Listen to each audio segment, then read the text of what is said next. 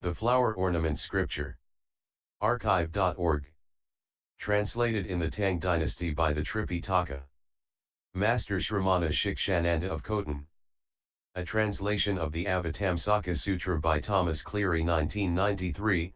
Note, Thomas Cleary is not a Buddhist monk. Book 37, A. Manifestation of Buddha. Then, from the circle of white hair between his brows, the Buddha emitted a great beam of light called manifestation of the realizer of thusness, accompanied by countless trillions of light beams. That light illumined all the worlds in the whole cosmos, circling 10 times to the right, revealing the immeasurable powers of the enlightened, awakening countless enlightening beings, shaking all worlds, extinguishing the suffering of all states of misery, eclipsing the abodes of all demons, and showing all Buddhas sitting on the seat of enlightenment attaining perfect awakening, as well as all the assemblies at the sites of enlightenment. Having done all this, the light returned and circled the assembly of enlightening beings, then entered the head of the enlightening being wondrous qualities of natural origination of Buddha.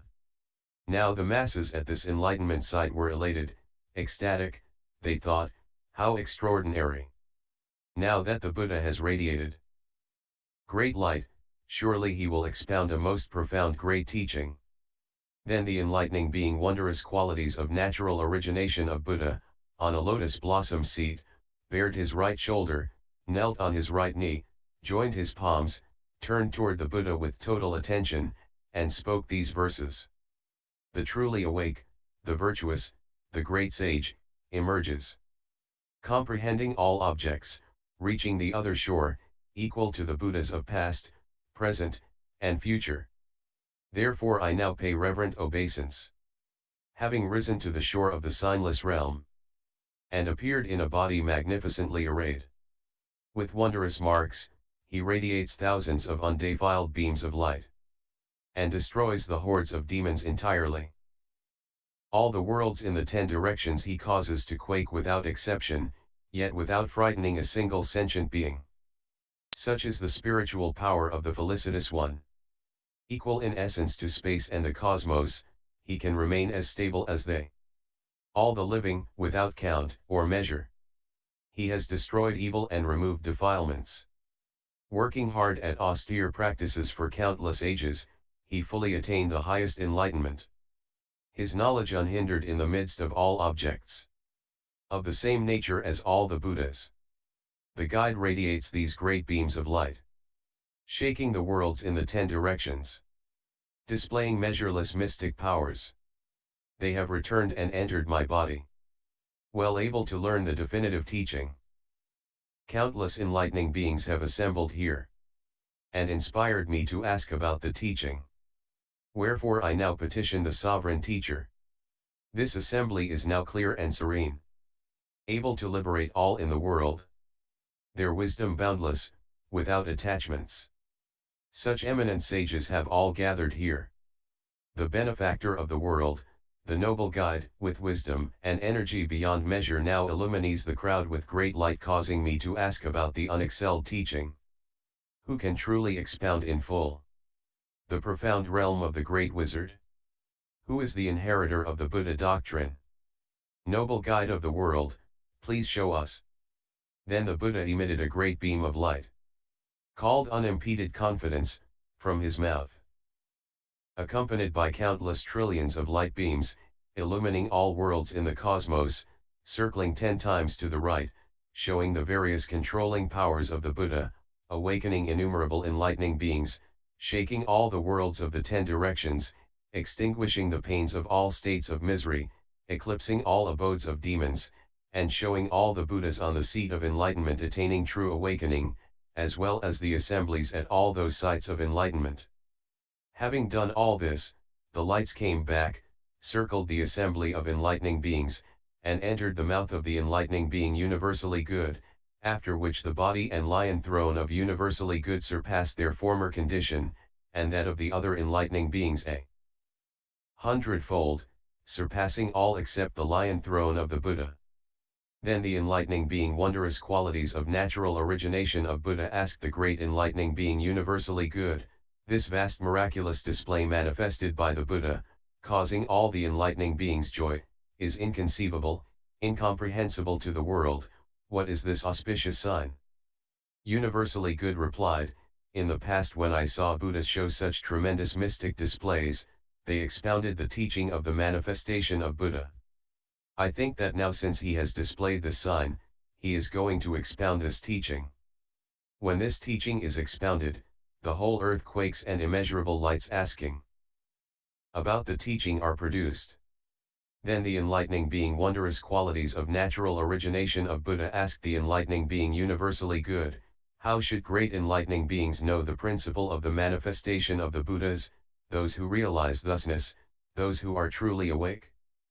Please tell us, these countless trillions of enlightening beings have all cultivated purifying practice for a long time, their recollection and precise awareness is fully developed, they embody the dignity of all Buddhas, they have reached the consummation of ultimate great adornment, they correctly remember all Buddhas without forgetting, they observe all sentient beings with great compassion, they know with certainty the spheres of spiritual powers of great enlightening beings, they have already received the support of the spiritual power of Buddhas, they are able to receive the sublime teachings of all Buddhas, imbued with immeasurable such virtues, they have all come and gathered here.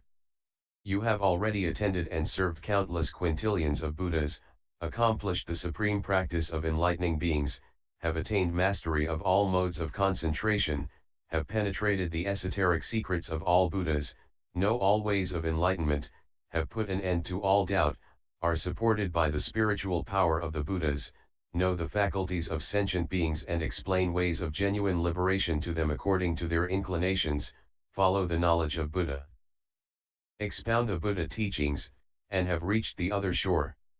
You have infinite such virtues, worthy of praise.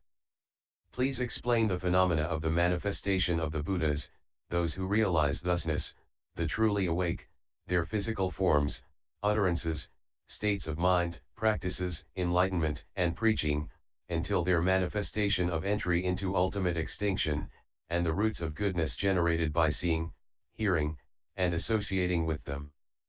Please tell us about all these things. Then the enlightening being wondrous qualities of natural origin of Buddha, desiring to reiterate his point, spoke these verses to the enlightening being universally good. Excellent sage of unimpeded wisdom, you are well aware of the boundless realm of equality. Please explain the practices of infinite Buddhas. The enlightening beings will be happy to hear them.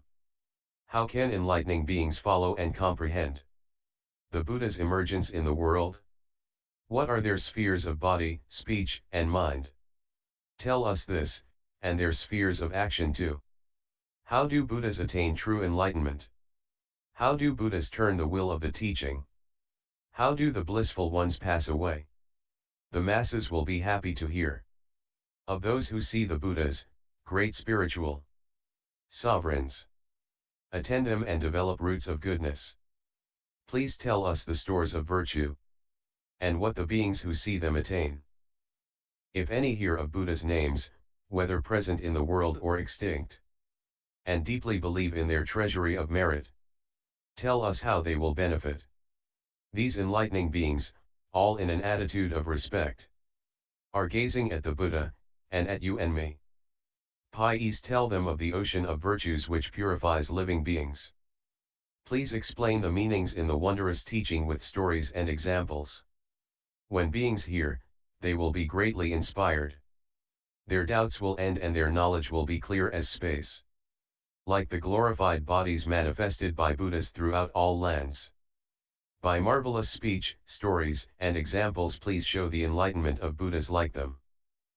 In millions of Buddha lands in the 10 directions, in countless billions of eons, it is hard to see such enlightening beings as have gathered here now. These enlightening beings are all reverent, eager for the subtle doctrine. Please expound with pure mind the great phenomena of Buddha's manifestation.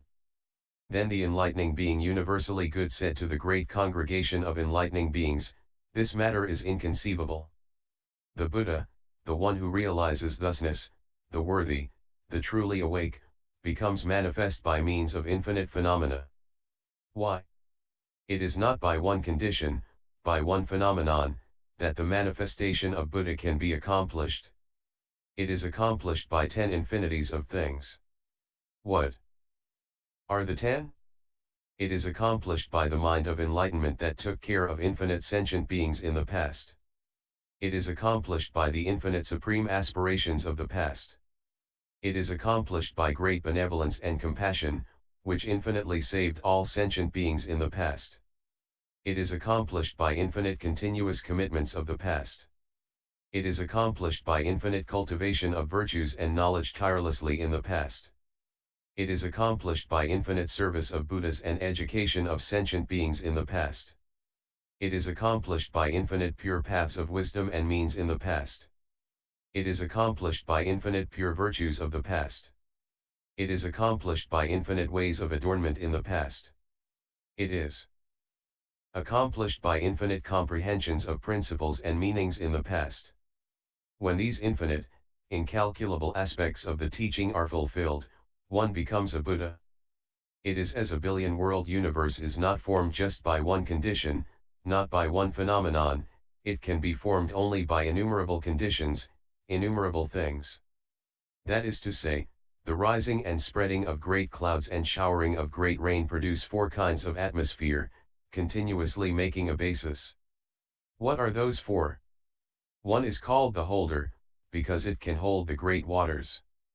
Second is called the evaporator, because it can evaporate the great waters. Third is called structure, because it sets up all places. Fourth is called arrangement, because the arrangement and distribution are all functional. These are all produced by the joint actions of sentient beings and by the roots of goodness of enlightening beings, enabling all sentient beings to get the use of what they need. Innumerable such causes and conditions form the universe. It is such by the nature of things, there is no producer or maker, no knower or creator, yet the worlds come to be. The manifestation of Buddha is also like this, it does not come about through just one condition or thing, but by innumerable causes and conditions, innumerable phenomena. That is, having heard, received, and held the clouds and rain of the great teaching from past Buddhas, by this can be produced the 4 kinds of atmosphere of great knowledge of the enlightened. What are these 4? One is the atmosphere of great knowledge of mental command, able to retain memory without forgetting, being able to hold the great clouds and rain of teachings of all Buddhas. Second is the atmosphere of great knowledge producing tranquility and insight, being able to evaporate all afflictions.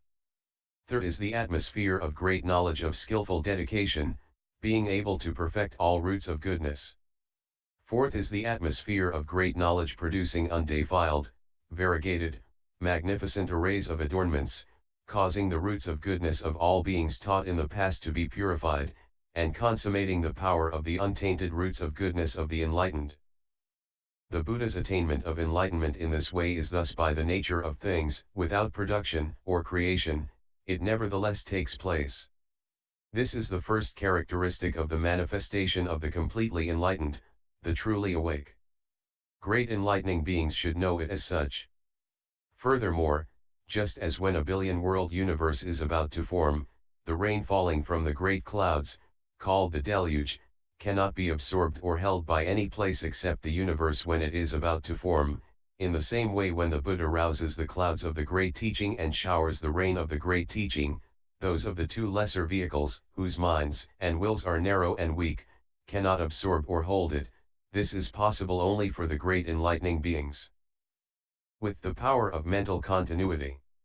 This is the second characteristic of the manifestation of Buddha, great enlightening beings should know it as such. Furthermore, just as sentient beings, by the force of their acts, shower rain from great clouds, which do not come from anywhere or go anywhere, in the same way great enlightening beings, by the power of their roots of goodness, rouse the clouds of the great teaching and shower the rain of the great teaching, yet it comes from nowhere and goes nowhere. This is the third characteristic of the manifestation of Buddha, great enlightening beings should know it as such. Furthermore, just as no beings in the universe can count the drops of rain pouring from great clouds, and would go crazy if they tried, For only the overlord God of the universe, by the power of roots of goodness cultivated in the past, is aware of every single drop. In the same way the Buddha produces great clouds of teachings and showers great rain of teachings that all sentient beings, seekers of personal salvation, and self-enlightened ones cannot know, and they would surely go mad if they tried to assess them in thought. Only the great enlightening beings, lords of all worlds, by the power of awareness and intellect cultivated in the past, comprehend every single expression and phrase, and how they enter beings' minds. This is the fourth characteristic of the manifestation of Buddha. Great enlightening beings should know it as such. Furthermore, it is as when great clouds shower rain, there is a great cloud raining called the extinguisher, because it can extinguish fires. There is a great cloud raining called producer, because it can produce floods. There is a great cloud raining called stopper, because it can stop floods. There is a great cloud raining called maker, because it can make all kinds of jewels. There is a great cloud raining called distinguisher, because it can distinguish the billion worlds of the universe. The Buddha manifesting is also like this, producing great clouds of teaching, showering great rains of teaching. There is a great rain of teaching called extinguisher because it can extinguish all sentient beings' afflictions. There is a great rain of teaching called producer because it can produce all sentient beings' roots of goodness. There is a great rain of teaching called stopper because it can stop all sentient beings' delusions of views. There is a great rain of teaching called maker because it can make all jewels of wisdom. There is a great rain of teaching called distinguisher because it distinguishes the inclinations of all sentient beings. This is the fifth characteristic of the manifestation of Buddha. Great enlightening beings should know it as such. Furthermore, just as the great clouds rain water of one flavor, yet there are innumerable differences according to where it rains, in the same way Buddha appearing in the world rains water of teaching of one flavor of great compassion, yet his sermons according to the needs of the situation are infinitely variegated. This is the sixth characteristic of the manifestation of Buddha. Great enlightening beings should know it as such. Furthermore, as when a billion-world universe first forms, the abodes of the heavens in the realm of form are made first, then the abodes of the heavens in the realm of desire, and then the abodes of human and other beings. Similarly, Buddha appearing in the world first produces the knowledge of practices of enlightening beings, then the knowledge of practices of individual illuminates, then the knowledge of practices of listeners, then the knowledge of practices of the conditional roots of goodness of other sentient beings. Just as the great clouds rain water of one flavor while the abodes created are variously dissimilar according to the differences in roots of goodness of the sentient beings, Buddha's spiritual rain of the one flavor of compassion has differences according to the vessels, or capacities of sentient beings. This is the seventh characteristic of the manifestation of Buddha. Great enlightening beings should know it as such. Furthermore, when the worlds are beginning, there is a great flood filling the billion-world universe, producing enormous lotus flowers, called array of jewels of virtues of the manifestation of Buddha, which cover the surface of the waters, their radiance illumining all worlds in the 10 directions. Then the overlord God, the gods of the pure abodes, and so on, seeing these flowers, know for certain that in this eon there will be that many Buddhas appearing in the world. At that time there arises an atmosphere called highly purified light which makes the mansions of the heavens of the realm of form. There arises an atmosphere called array of pure lights which makes the mansions of the heavens of the world of desire. There arises an atmosphere called firm, dense, and indestructible, which makes the great and small peripheral mountains and the iron mountains. There arises an atmosphere called supremely high which makes the polar mountains. There arises an atmosphere called immovable which makes the 10 great mountains. There arises an atmosphere called stabilization which makes the earth. There arises an atmosphere called adornment which makes the palaces of the earth and sky, of the water and sound spirits. There arises an atmosphere called inexhaustible treasury which makes all the oceans of the billion worlds. There arises an atmosphere called treasury of universal light which makes all the jewels of the billion worlds. There arises an atmosphere called steadfast root which makes all the wish-fulfilling trees of the billion worlds. The one-flavored water rained by the great clouds has no distinctions, but because the roots of goodness of sentient beings are not the same, the atmospheres are not the same, and because of the differences of the atmospheres, the worlds are different. The manifestation of Buddha is also like this, replete with the virtues of all roots of goodness, emitting the light of unexcelled great knowledge, called inconceivable knowledge, perpetuating the lineage of Buddhas, illumining all worlds in the 10 directions, giving the enlightening beings the prediction that they will be coronate by all Buddhas, attain true enlightenment, and appear in the world. The Buddha manifesting has another light of unexcelled great knowledge, called pure and undefiled, which makes the untainted inexhaustible knowledge of the enlightened. There is another light of unexcelled great knowledge, called universal illumination, which makes the Buddha's inconceivable knowledge universally penetrate the realm of reality. There is another light of unexcelled great knowledge, called sustaining the nature of Buddhahood, which makes the insuperable power of Buddha. There is another light of unexcelled great knowledge, called outstanding and incorruptible, which makes Buddha's fearless and incorruptible knowledge. There is another light of unexcelled great knowledge, called all spiritual powers, which makes Buddha's unique qualities and omniscience. There is another light of unexcelled great knowledge, called producing mystic transformation, which makes Buddha's knowledge of how to cause the roots of goodness produced by seeing, hearing, and attending Buddha to not be lost or decay. There is another light of unexcelled great knowledge, called universal accord, which makes Buddha's body of endless virtue and knowledge, doing what is beneficial for all beings. There is another light of unexcelled great knowledge, called inexhaustible, which makes Buddha's extremely profound, subtle knowledge causing the lineage of the 3 treasures not to die out, according to those who are enlightened by it. There is another light of unexcelled great knowledge, called various adornments, which makes the glorified body of Buddha, gladdening all sentient beings.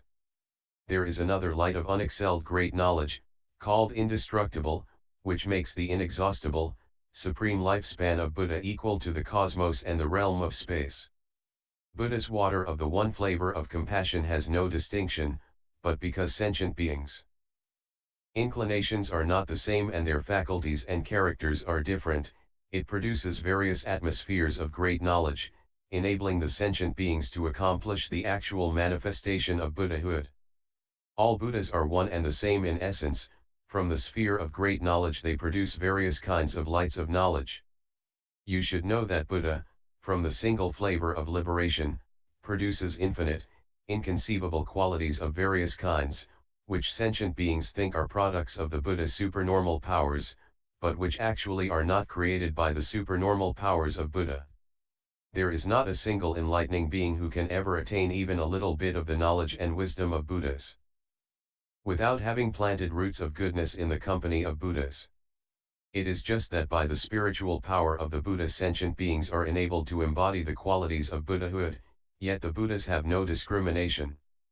There is no creation, no destruction, no creator, and nothing created. This is the 8th characteristic of the manifestation of Buddha. Great enlightening beings should know it as such. Furthermore, it is like the arising of 4 atmospheres in space that can sustain the sphere of water. Of these 4, one is called stability, the second permanence, the third ultimacy, and the 4th firmness. These 4 atmospheres can sustain the sphere of water. The sphere of water can sustain the earth and prevent it from falling apart. Therefore it is said that the sphere of earth rests on the sphere of water, the sphere of water rests on the atmosphere rests on space, and space does not rest on anything, but though space does not rest on anything, it enables the universe to abide.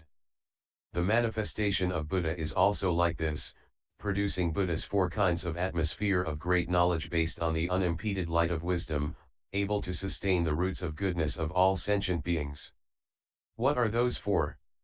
The atmosphere of great knowledge taking care of all sentient beings and inspiring joy in them, the atmosphere of great knowledge setting up right teaching and causing sentient beings to take to it, the atmosphere of great knowledge preserving all sentient beings' roots of goodness, the atmosphere of great knowledge containing all appropriate means, arriving at the realm where there are no taints or contaminations. The Buddhas benevolently rescue all living beings, compassionately liberate all living beings, their great benevolence and compassion universally aiding all. However, great benevolence and great compassion rest on great skill in means. Great skill in means rests on the manifestation of Buddha. The manifestation of Buddha rests on the light of unimpeded wisdom. The light of unimpeded wisdom does not rest on anything. This is the ninth characteristic of the manifestation of Buddha. Great enlightening beings should know it as such. Furthermore, once the billion-world universe has formed, it benefits countless various sentient beings. The water creatures receive the benefits of the water, the land creatures receive the benefit of the land, the sky creatures receive the benefit of the sky. In the same way the manifestation of Buddha variously benefits all kinds of beings. Those who become joyful on seeing Buddha gain the benefit of joy, those who abide by the pure precepts gain the benefit of pure conduct, those who abide in the meditations, concentrations, and immeasurable minds gain the benefit of transmundane spiritual powers of saints, those who abide in the lights of the ways of entry into the teaching gain the benefit of the non-dissolution of cause and effect, those who abide in the light of non-existence gain the benefit of non-dissolution of all truths. Therefore we say the manifestation of Buddha benefits all sentient beings. This is the 10th characteristic of the manifestation of Buddha. Great enlightening beings should know it as such.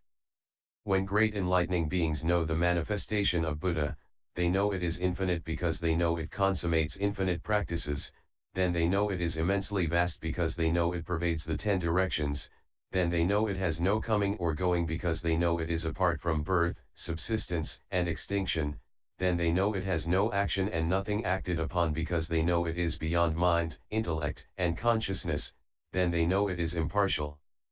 Because they know all sentient beings have no self, then they know it is endless because they know it pervades all lands without end, then they know it is unreceding because they know it will never be stopped in the future, then they know it has no decay because the Buddha's knowledge has no counterpart, then they know it is non-dual because they know Buddha equally observes the conditional and the unconditional, then they know all sentient beings gain benefit because the dedication of Buddha's original vows are freely fulfilled.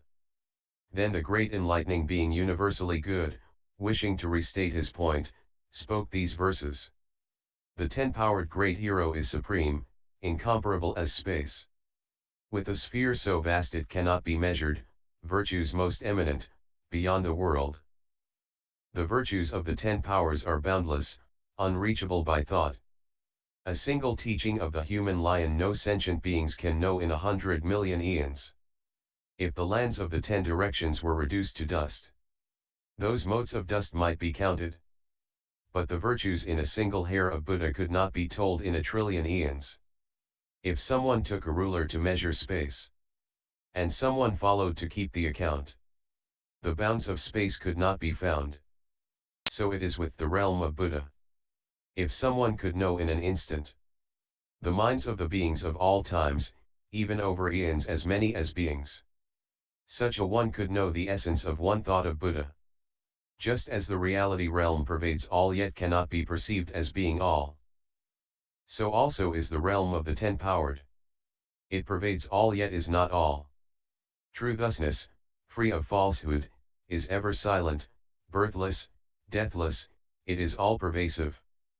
The realm of the Buddhas is also thus, essentially equal, not increasing or decreasing. Just as ultimate reality has no limit, is in all times yet is not therein, so is the realm of the guide pervading all times without obstruction. The nature of things is uncreate, unchanging, fundamentally pure, like space.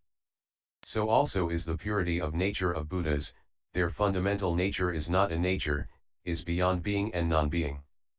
The nature of things is not in discussion, it is speechless, beyond speech, eternally quiescent.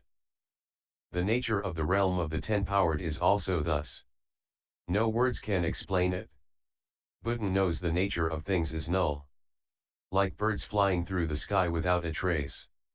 By the power of past vows he manifests a body, showing the great spiritual transfiguration of Buddha. Any who wish to know the realm of Buddha should make their minds clean as space. Getting rid of false notions and graspings, making the mind unhindered wherever it turns. Therefore offspring of Buddha should listen well. As I illustrate the realm of Buddha with a few examples. The virtues of the 10-powered cannot be measured. But to enlighten all beings I summarize them. The vistas exposed by the guide in acts of body, speech, and mind. Their teaching and final extinction. All roots of goodness I now will tell. Just as the establishment of worlds cannot be achieved by one cause or condition. And countless appropriate causes and conditions form this billion-world universe. The manifestation of Buddha is also like this. Only accomplished through infinite virtues. The atoms of lands and thoughts of minds may be known. But the productive causes of the 10-powered none can measure. Just as clouds pour rain at the start of one eon. And create 4 great atmospheres. And the roots of goodness of sentient beings and the power of enlightening beings establish the billion worlds securely. So do the clouds of teaching of the 10-powered produce atmospheres of knowledge, pure minds. Guiding beings to which they were previously dedicated to fulfillment of the highest reward. Just as there is a great deluge which no place can contain except the great wind force in pure space at the beginning of the universe. So also is the Buddha's manifestation. Showering rain of truths filling the cosmos. Which the weak-minded cannot bear. Only those of pure and broad minds. Just as the downpour of rain in the sky comes from nowhere and goes nowhere, with no producer or receiver. Naturally filling all with moisture thus. The rain of teaching of Buddha is also thus, without coming or going, uncreate. Based on past practice, with the power of enlightening beings. All the great-minded hear and accept it. As the clouds in the sky shower rain. And no one can count the drops, except the Lord of the universe whose power is able to comprehend them, so also is the rain of teaching of the felicitous, no sentient beings can measure it, except people who are free in the world, who see it as clearly as a jewel in the hand. Just as the rain pouring from the clouds in the sky can extinguish, can produce, and can stop, can make all jewels and distinguish all in the universe. The rain of Buddha's teaching is also thus. Extinguishing delusion, producing good, stopping views, making all jewels of knowledge, distinguishing beings' inclinations. The one flavor of the rain in the sky is different according to the places it rains. It is not that the rain has any distinction. But it is naturally thus according to the differences in things. The rain of teaching of Buddha is not one or varied. Impartial, quiescent, it is free from discrimination, yet according to the various differences of those taught it naturally has unlimited aspects. When the world is first are formed the palaces of the form realm. Heavens, then the desire heavens, then human abodes. And last the Gandharva palaces. The manifestation of Buddha is also like this, first producing boundless enlightening beings. Practices. Then teaching those aware of conditioning. Who like tranquility, then the listeners, then finally sentient beings. When the gods first see the lotus blossom open, they know Buddhas will appear and are glad. Water, based on the power of wind, produces the world, dwellings, mountains, and rivers are all set up. The great light of the developed goodness of Buddha skillfully distinguishes enlightening beings and gives them predictions. The spheres of knowledge, all pure, can each reveal the ways to Buddhahood. The forest exists dependent on the earth. The earth remains solid based on water, water depends on wind, wind on space. Manifestation of Buddha while space does not depend on anything. All Buddha teachings depend on compassion. And compassion is established depending on means. Means depend on knowledge, knowledge on wisdom. While the body of unimpeded wisdom does not depend on anything. Once the world comes to be, all beings receive its benefits. Living on the earth, in the water, in the sky. Two-legged, four-legged, all receive benefit. The manifestation of the spiritual sovereign is also thus. All beings gain its benefits. If any see, hear, or associate with Buddha, it will cause all confusions and afflictions to be removed. The elements of Buddha's manifestation are boundless. The deluded of the world cannot know them. Out of desire to enlighten all conscious beings, similes are told where there is no comparison. How should great enlightening beings see the body of Buddha? They should see the body of Buddha in infinite places. Why? They should not see Buddha in just one thing, one phenomenon, one body, one land, one being. They should see Buddha everywhere. Just as space is omnipresent, in all places, material or immaterial, yet without either arriving or not arriving there, because space is incorporeal, in the same way Buddha is omnipresent, in all places, in all beings, in all things, in all lands, yet neither arriving nor not arriving there, because Buddha's body is incorporeal, manifesting a body for the sake of sentient beings. This is the first characteristic of the body of Buddha. Great enlightening beings should see it thus. Furthermore, just as space is wide open, is not a form yet can reveal all forms, yet space is without discrimination or false description, so also is the body of Buddha like this, causing all beings, mundane and transmundane good works to be accomplished by illumining all with the light of knowledge, yet without discrimination or false descriptions, having originally terminated all attachments and false descriptions. This is the second characteristic of the body of Buddha. Great enlightening beings should see it this way. Continued, b.